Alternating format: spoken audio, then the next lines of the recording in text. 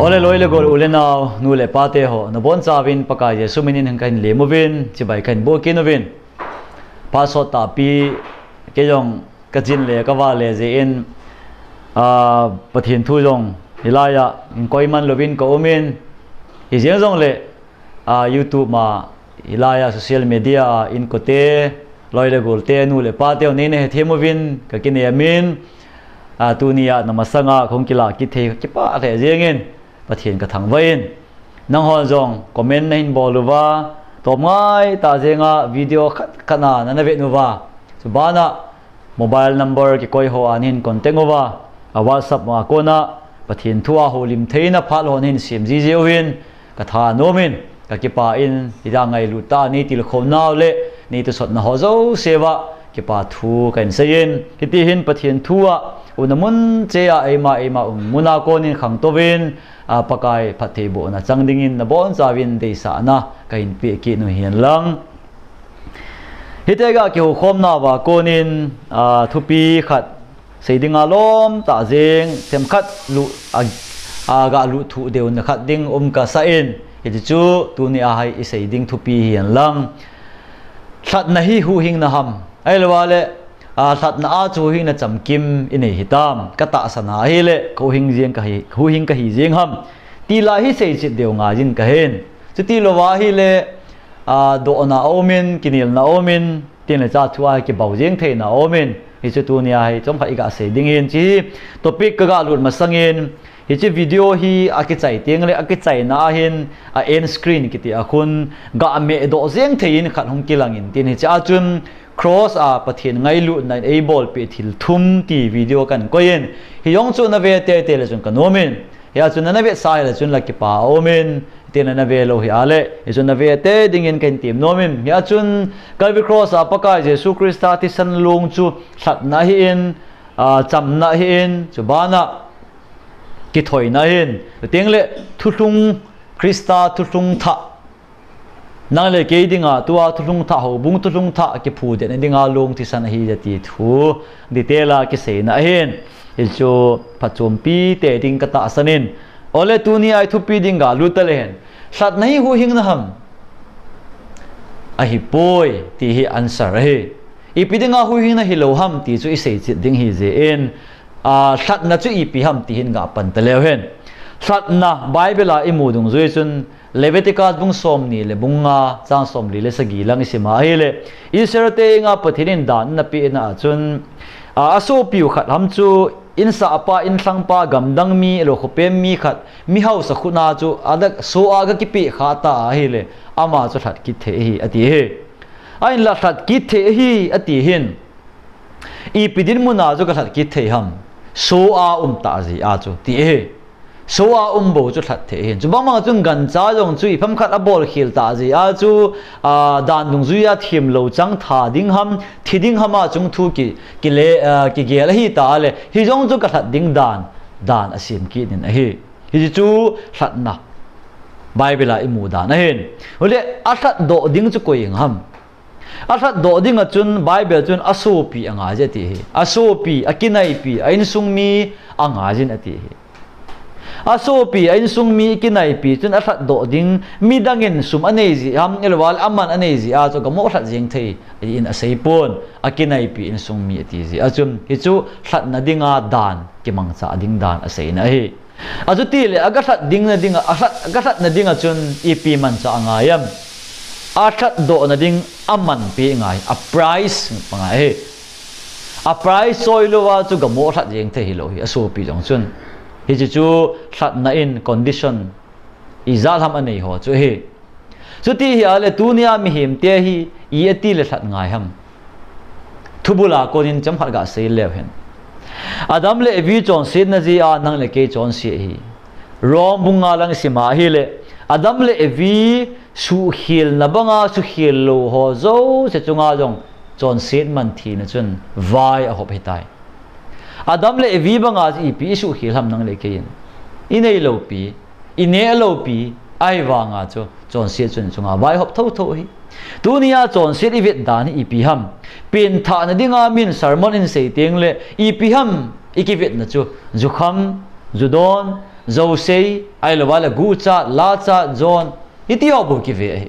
ala ti ho chon sin hi lo ham a hi e ala hi ti ho chu chon sin hi jeng jong le hi ti ho sanga gil zo a evit ding kha chon sin chu Adam le vi a ko na hung ipin do pi chon sin na hi chi hi na a chon sin hi su be the lo hi ha gela ki ngai to hla ji a chu ki khel the jong hi lo zu don wang ka nga the je ai lo gu cha nong ka nga the je ai wanga keima chon sit hi na pa wang hi ki ha gel ji le ki ha ngai to ji a chu kada hla the lo hi chu ka hi na a hi he chi lai ta ka hi na na ji a chu hi chi chon sit chu I pi ham a zo na chu thi na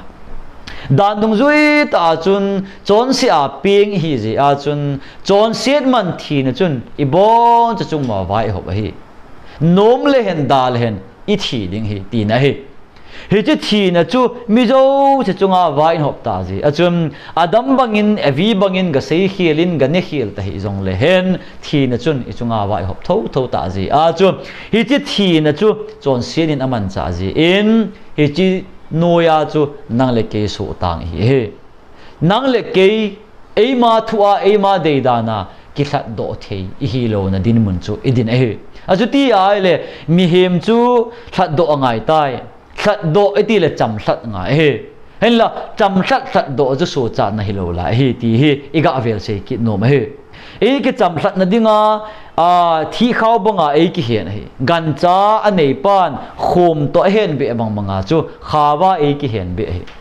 he je khawa ei ki hen be hi zia chun gala ko ei ki hen be pumin I to bangin jesu ka ta asane ei to bangin jesu ka pome hu hing na thu ka za e ka sange tin kap jong len a ki hen o na pa ki su thlap na pa chu atan lowa hi le tiếng lệ hilama ấy thật độ pa hilawal ấy chăm thật sa pa ấy cho độ pa thu thua na chu iga hilawa hile hu hing na chang chu ki di lo lai he chun hilaya sota na ko na nang le ke thi na thilbol thein a ko na ei ma chama ki thla do theilo ong thol theilo chu krista thilbol thein chun ai ati le krista chu thlinga ham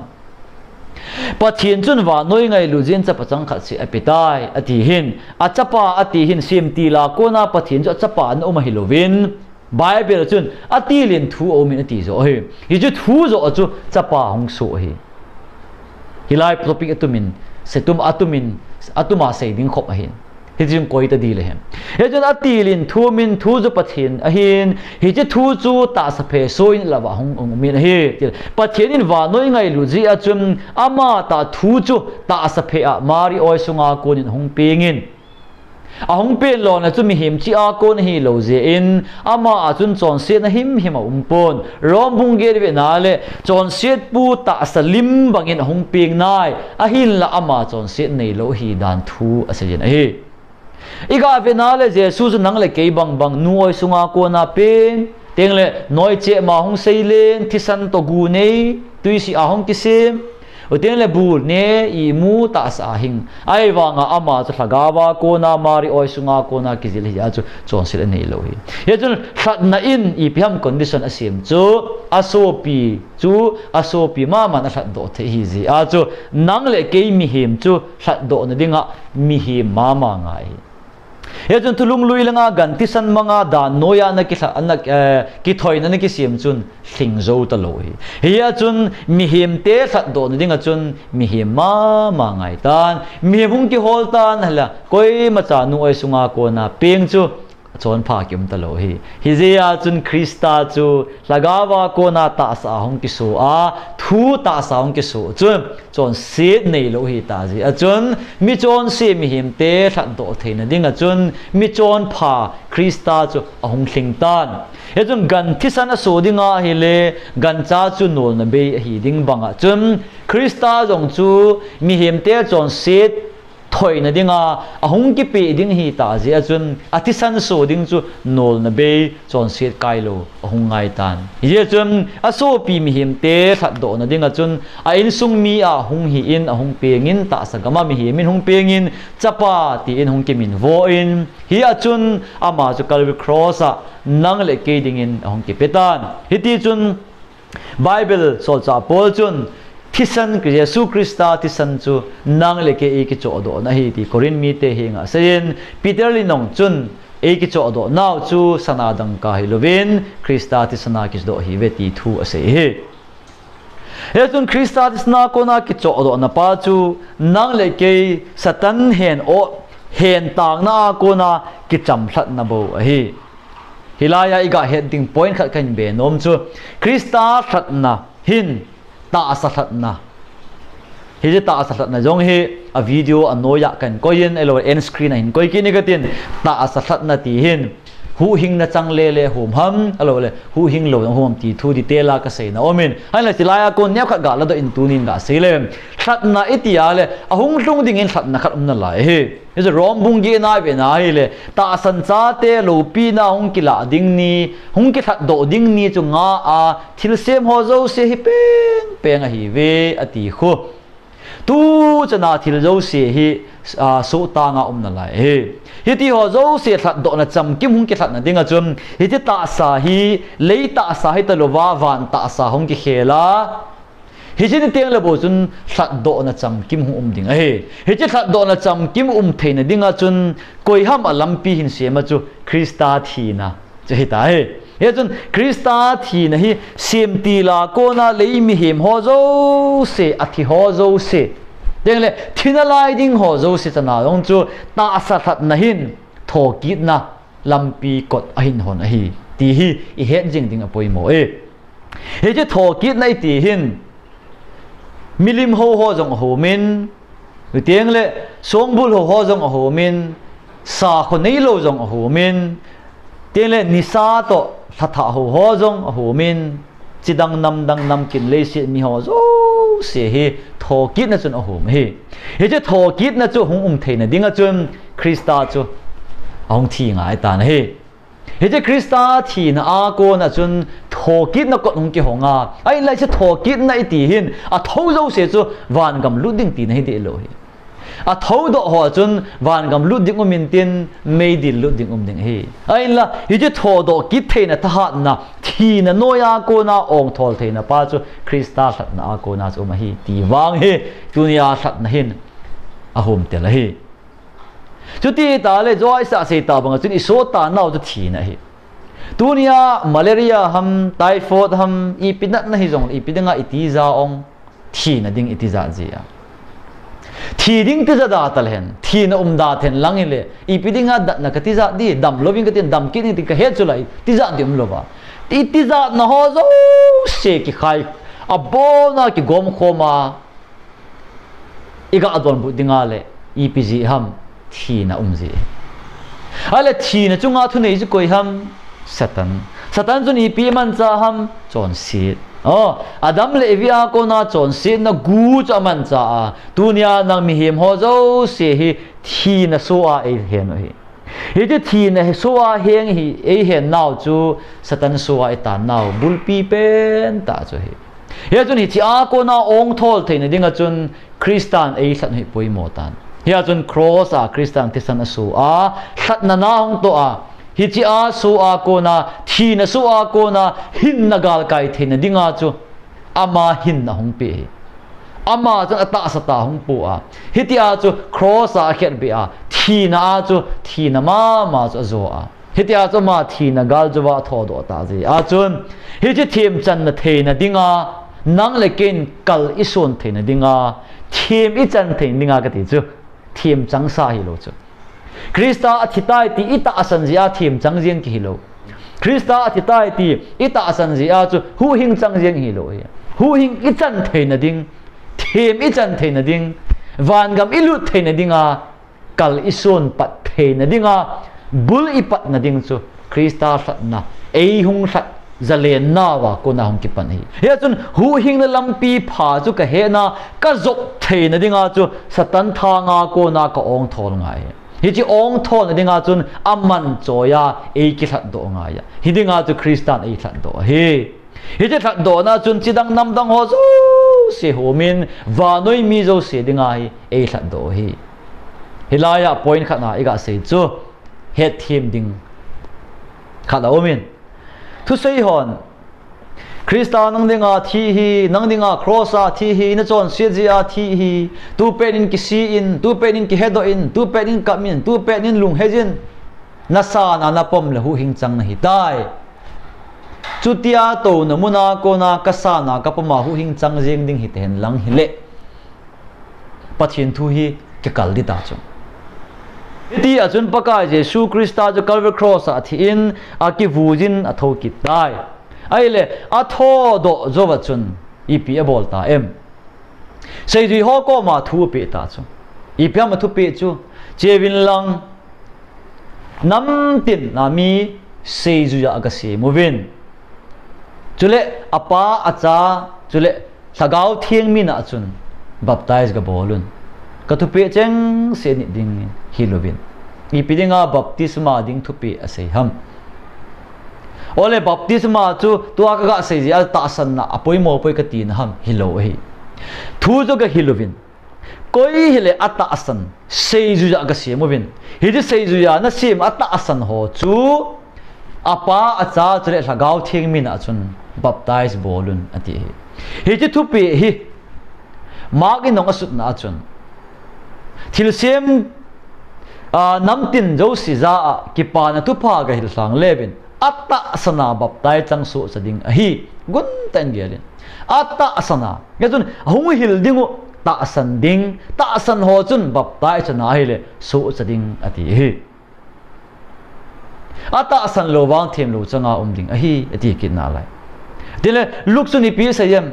lung heya chon se su beina Jerusalem ko na nam tin hi nga ki hilding hi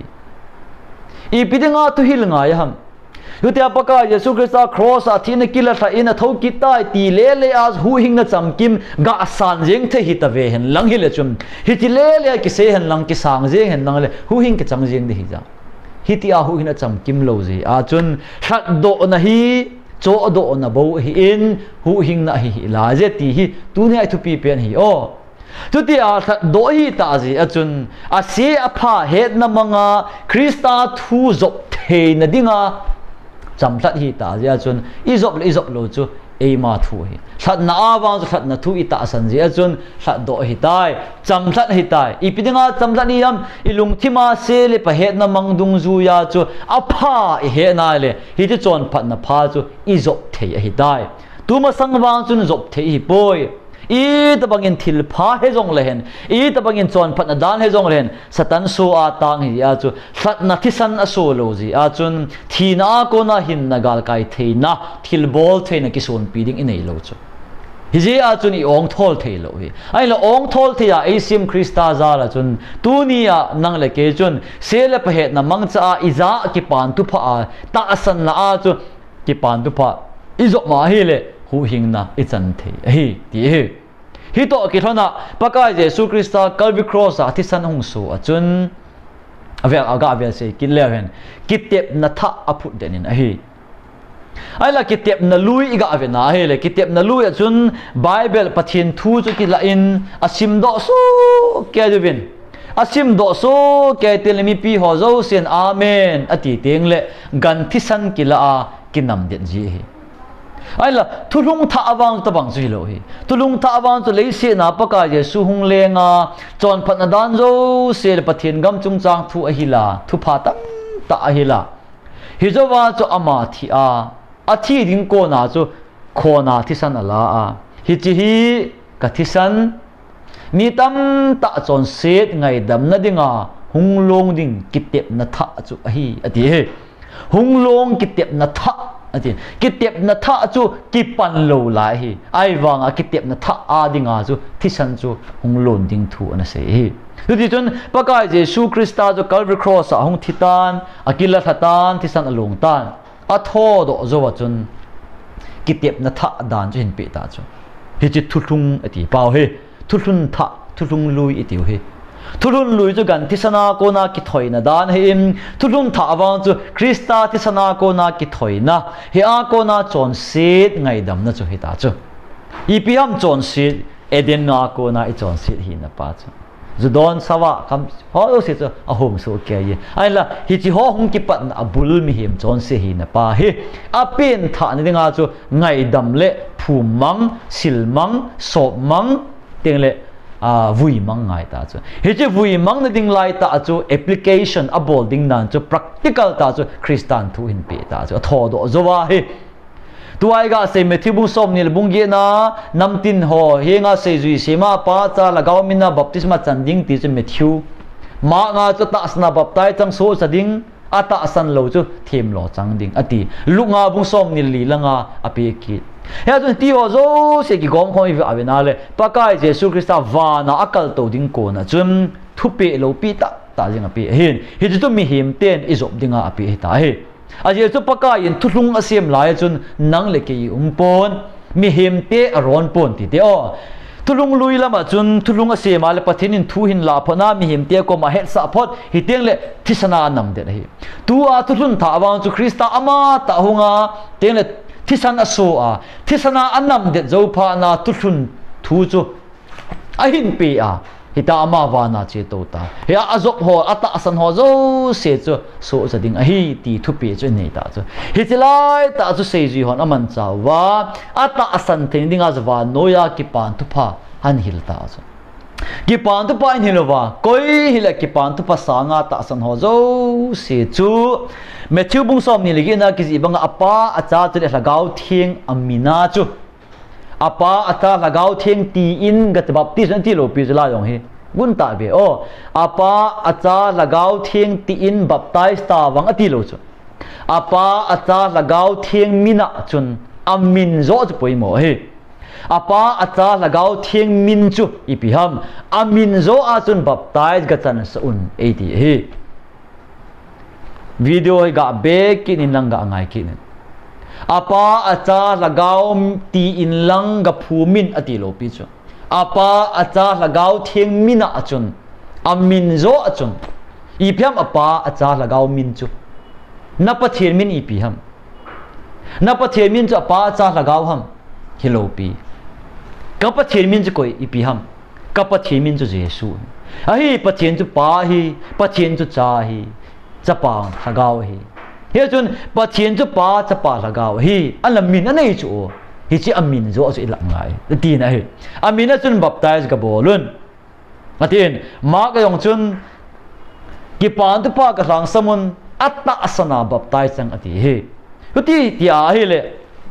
Christian thu na pe se ju te ko ma na pe chu nang le ke chun a hi Christa thi na chu se ju ten thu thang sap ma sanga a thi na chu ipoma hi le nang le ke chu hlat dam na thu chu ipome isangen zalen hi dai hi chi zowa chu Krista thisan hung so a ko na thulun tha hung ki gol do pa so chan dinga thung ki pe pa ipi ham ti chu ingai to kit ngai ta chu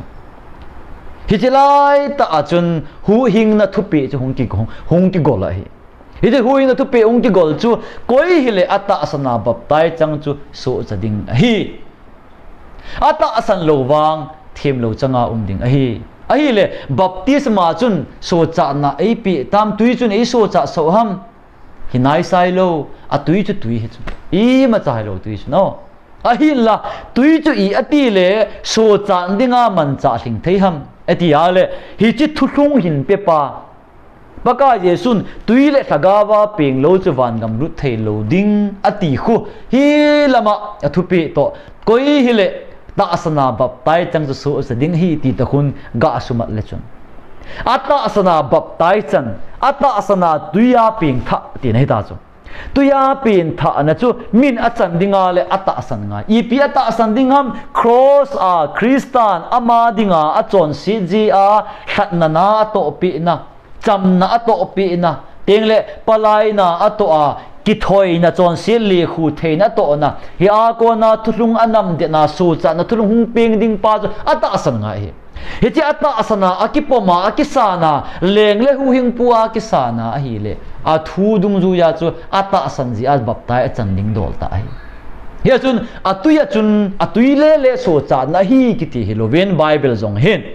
baptisma chan na chu so cha na hi ati theilo na pen ta chu Krista thuthun na a chun koi hile ata asana tuya baptize ma chang alo le tuya ping tha chu so cha ding hi ti pakai Jesu Christain athupi na sei tha ji a chu so cha na hling bo hi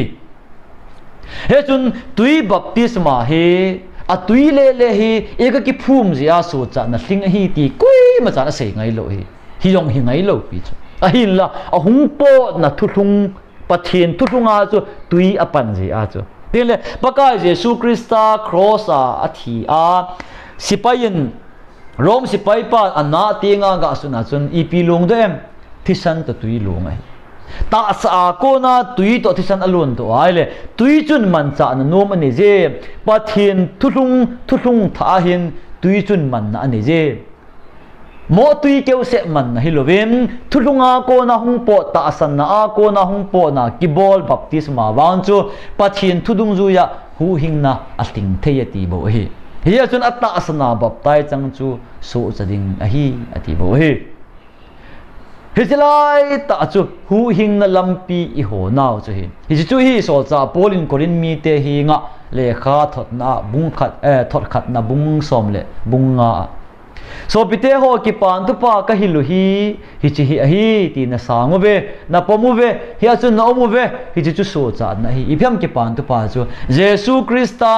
chu pathin le ka budung zu in i chon se jiwin athi in a ki vujin ni thum nin pathin le ka budung zui tai na tho ki ta athi in a ki vujin a tho ki tai hi je ki pan tu pa chu na sanu wa na pomu wa na dinu wa le hi a chu so cha na hi ve e ti he so cha na chu cross a hong ki pan cha hi nge ji ai la horse a cross a ko na hong ki pan pathin thupi a chu a thi na ki vui na tho ki na zop na ding dan ai ki pe he de zop na ding dan chu kolosa bung ni cha som la kha somani langa isimale so pite ho baptisma I chan na wa chu ta asanen sop thing na mai hi poi Krista thi limbanga mi him lui thana phumang na ki vui thana hi ti chu mi him lui vui mang na dinga chu pakai Jesu in baptisma I pi hi ho bung dan he lo hi he chun baptisma I chan na wa chun pathin thu I ta asan na zala Christian ai that na thisan zala thutung ta asan na zala chu hi je tu ya gi phum na pa chum chon sit hi na pa chu ei vui mang pe hi iga sei ta banga chun atila I pham I tan na chu so tan na thi na so tan na a ko na ko ong thol the na dinga chun Krista chun thisan na so a cham tat na I sim pi a teng le ama chu thi na gal jawa tho do hi je chun Krista banga thi na gal zo the na dinga chun ama thi lim banga chu baptisma a chu hla na chu ga ki vui tha ngai ta hi chi hla na ki vui tha na lai ta mi hem lui thi nan achunga vai hop mi hem lui pa hi thi na ka pal ga kai na dinga chu hla na ga ki vui nga ya hi chi hlan khela chu baptisma tu ya chu Krista thi na chu ga ki vui nga hi chu polin kiche ta jinga ki pan tu pa e hil che nawa ki mo he hedun ki pa na tu pa iti chun Krista to thi khom ding Krista to tho kit ding Krista to ki vui tha ding ti na hi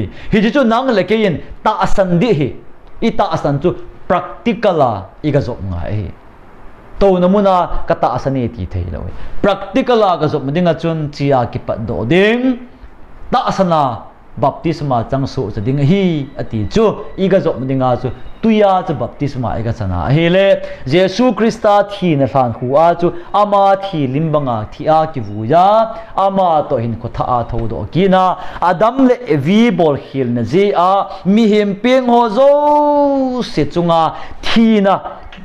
vai hop na thutan na umsa thidinga umsa thim lo changsa chu aga thi ta ji a chu ahung tho do ki teng le thi na pa chunga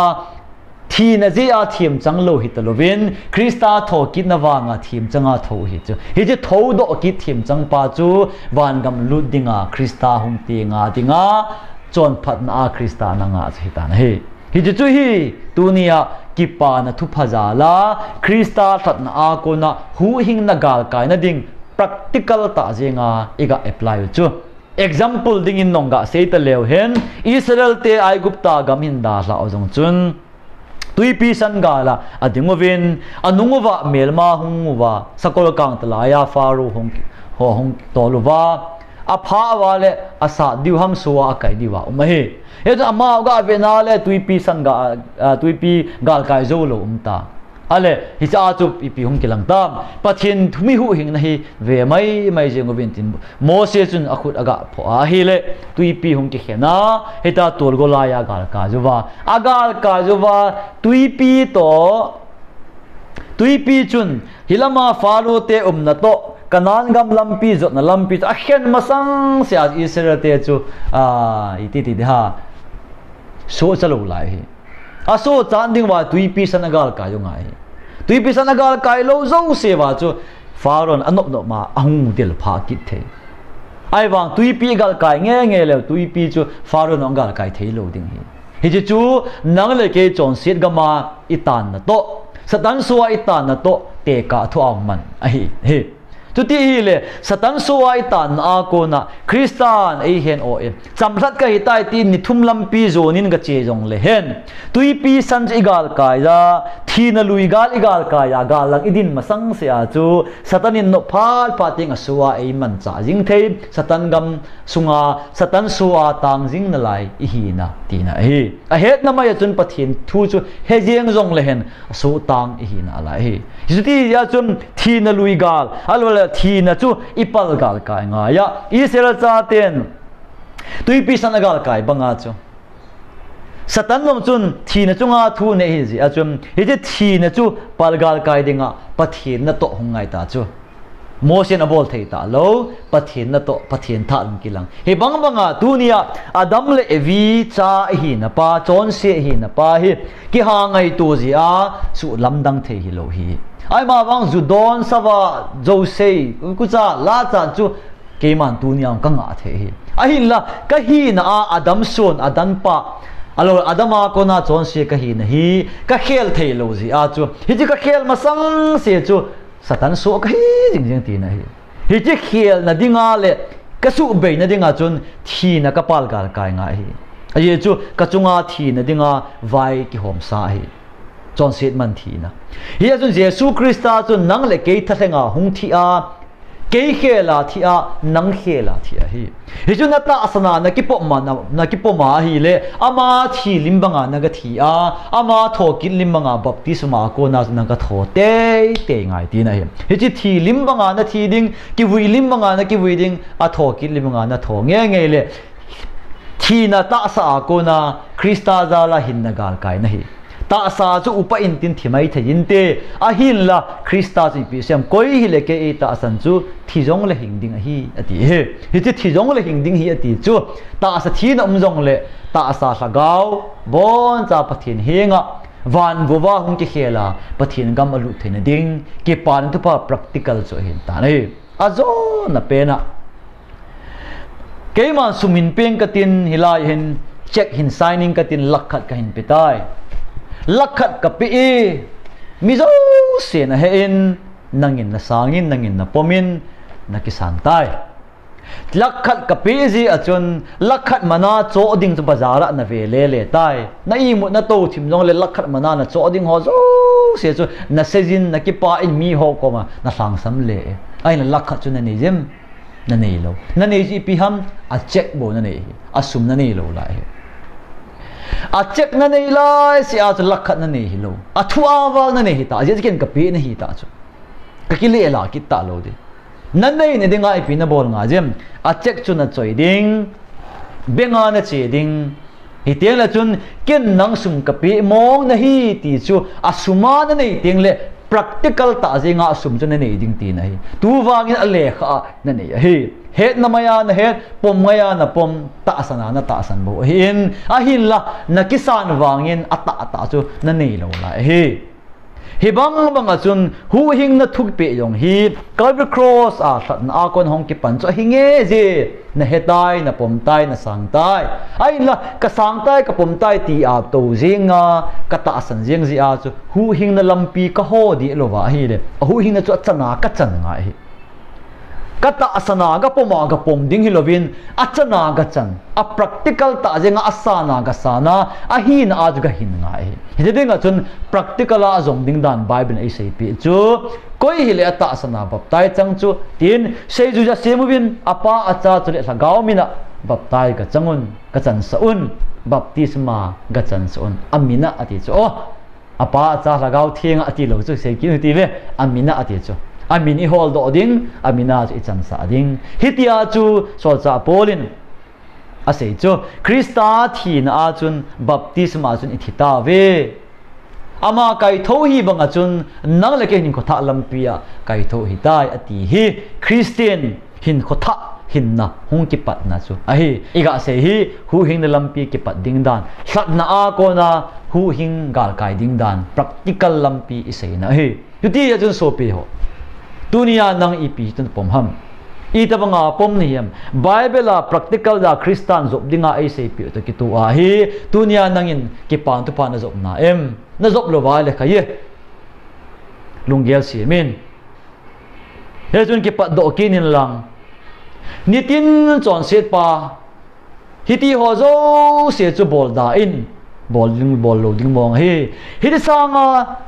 nasa zo hitilaya adam evia ko na thiding lo ma echungo vai ki hom sam hi na pau adam son hi na pau zo hi sop thieng dingin le subei dingin le vuimang dingin lampi dang him umpoi bible chun baptisma a ama thi limbanga thi a ama thoki na tho a hitas ki vuimang ding bo ai sei pi hi je in by video hi he chen dingin velvet kinin anaki chu te dingin pakai je suminin ikitim nomwin do nom sei nom alwa hele ei ho no ma hele detaila channel page main page achun contact number a omen ya chun iti phalang le ki ho the hin wa sama contact the ka hi eti to ga se to comment hi chan nei na ngai wa top chan om je in pathen bo hen lang ki pa in a bon cha ki mu to sang se devin pakai je suminin chibai kain bo ovin hi